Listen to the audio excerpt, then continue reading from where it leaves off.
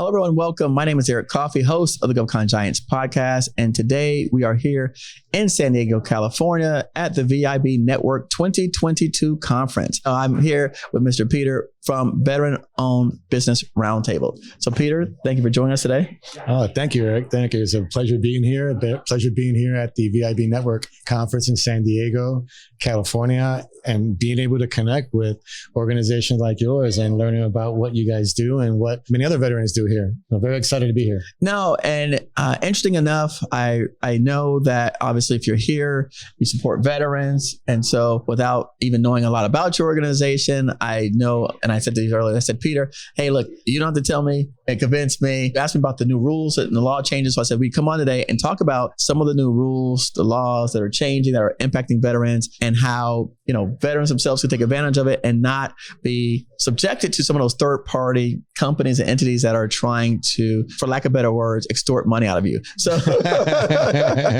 so this is my show, so I can say that. No, great. That's all right. So you didn't say it, I said it. All right. So Peter, tell us about your organization. What exactly does your organization do? So yeah, my name is Peter Vazquez. I'm the executive director of the Veteran-Owned Business Roundtable, which is a national nonprofit organization that connects, educates, and mentors veterans in government and corporate contracting opportunities. Again, we're a national organization. We have various programs that we offer veterans who are either already in business, already established, and with having their verification, CVE verification, and we're soon, like we said before, soon to be SBA verification. And we help them take them to the next steps by introducing them to other veteran-owned businesses that are successful, multi-million-dollar veteran-owned businesses, to help motivate them to take them to the next level. And then once we educate, we mentor them, then it's about connecting them. And then we have a long list of 22 corporate members that are dedicated to educating, mentoring, and connecting these veterans to their opportunities they have within their organization. Organizations such as General Motors, Ford, Stellantis, Honda, Toyota, and all of their suppliers that also helping to ensure that they meet their government spend with veterans and any of the government contracts they're part of. So it's a great opportunity to see corporations that are also jumping on that as well. But the big question is, in this environment now, and we're in the automotive industry, is what's up with these third-party verifications that are coming up, right? Yeah. How does that affect veterans? And as a nonprofit organization, we're dedicated to making sure that we provide veterans the right information to ensure that they are successful. So we know that veterans now today have a choice, okay, but it all depends on what they want to do with it. I think it's ultimately the question that we ask them, because once we know them, and we try to minimize that path for them to get to be successful right away, to help motivate them. That's a very key part. And is what's the next step that's going to take me to the next level? And we're veterans. We're motivated. What motivates us? You know what I mean? Right, yeah. And what leadership supports us? So I think having corporations and government agencies that support the soon-to-be SBA verification process is a great thing, because what does it mean for veterans, basically? That means that your verification is going to be open and available for other government agencies to ensure that you've gone through it, that you cut the mustard, you've been verified by the SBA, and here is how we're going to reward you with all these government contracting opportunities. So I'm going to take a step back, because I know some people missed this. So let's talk about, first and foremost, a couple things that you mentioned. One was they're moving the veteran certification program under the SBA. Yes. Okay. So tell us, what does that mean to me? If I'm a veteran, what does that mean to me? What that means is that before the CVE verification, the Center for Verification and Evaluation, the verification was dedicated more for veterans who wanted to contract with the Veterans Administration. Okay. So now, with the change in the funding way back in 2021, now as of October 24th, that verification, they stopped accepting applications to start the transfer to the SBA.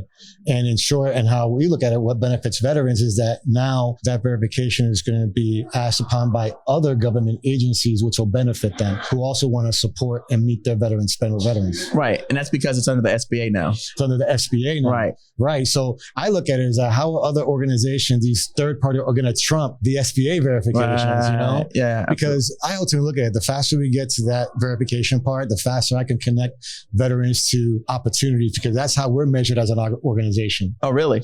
Based on if we educate you, if we mentor you, if we connect you, then those are measurable results. Okay. And those are the type of measurable results that many of our corporate members in the organization like to see. So now let's step back. So I'm a veteran. I come to you and we know the mentorship part. Are you helping me with the actual becoming a veteran under the SBA's program? Yes. You know, a lot of it is understood. We get a lot of calls from veterans that, let's say they maybe go through some PTSD or their mental health, and they say, oh, I want to start a business. So one of the things with the internet is, you know, that before it was lack of information, you go to the library. Now there's information overload. Sure. So even with information overload, where do you go to get the right information to get you the minimal amount of time? So in making that transition and understanding what the process is going to be so beneficial for veterans, because now they get to see all the other government agencies that are accepting that verification process, and then motivate them now to go after those government contracting opportunities. So do you think that, I mean, obviously you've said it, but is there an issue now with other agencies not accepting the veterans process? Well, I think it's a lack of information, like I said before. And a lot of it was based on maybe information in the past about the CV verification process. So I think what's happened is that a lot of other organizations are coming up with these processes to basically help the corporations in reaching their veteran spend. Okay. Gotcha. But I think that what's necessary now is with the going under the SBA, they no longer can say it's only for the VA. Right. Now So now they have agencies. So maybe then they were essentially just filling the vacuum of the confusion. They were taking advantage of that. So now we're going to SBA. It's on a unified program platform. And so it should eliminate any confusion for how to become a veteran-owned business. It's going to have more funding. It's going to have more security features. It's going to be something that one of the things I tell veterans is that getting your SDVOSB or VOSB status is like the last medal you're going to get.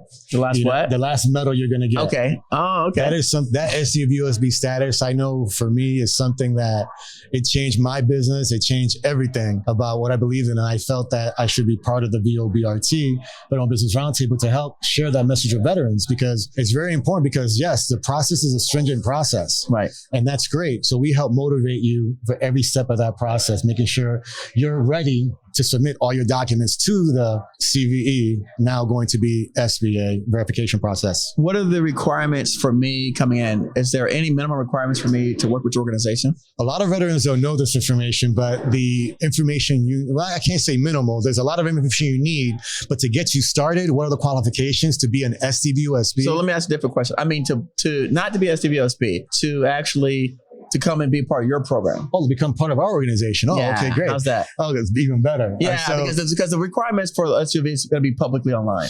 Right, exactly. So we don't need to repeat anything that's publicly online, but to be part of your organization. Because I know some organizations have been in business for 2 years, they have a certain revenue threshold. What is it for you guys? The minimum requirements that we request from veteran-owned businesses is that they at least start the process of the CVE, soon to be SBA verification process. Okay. We get, as long as you're started in the process, and that starts with sam.gov, making sure that you are a government contractor. You got to start there, right? And we don't talk about self-certification with them, because we look at it as that, okay, that's just temporary. We're going to go and help you get your SBA veteran verification that's going to open up the doors for not just government contracting, but the corporations that support that process as well. No, that's great. So if I start the process, then now you guys can come and help me on from there. Yes. We'll make sure you got your capability statement. Make sure it's on one page, making sure that it flows, making sure it's got the right information, the right sections, making sure that we connect you with one of our mentors, with our board of directors that are readily accessible. And that's one of the things I feel that separate us from many organizations, is that we have a board of directors, mentors that are ready and willing to want to connect and help mentor